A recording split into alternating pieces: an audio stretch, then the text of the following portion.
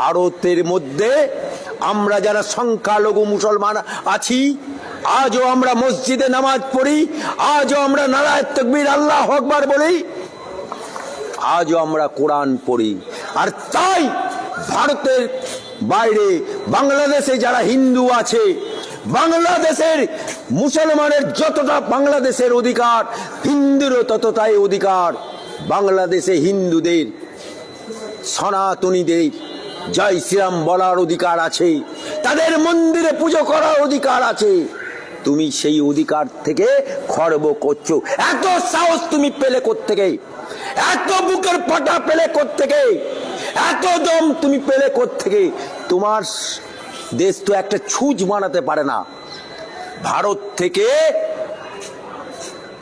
petrol যায়, ভারত থেকে gas যায়, ভারত থেকে গরু যায়, ভারত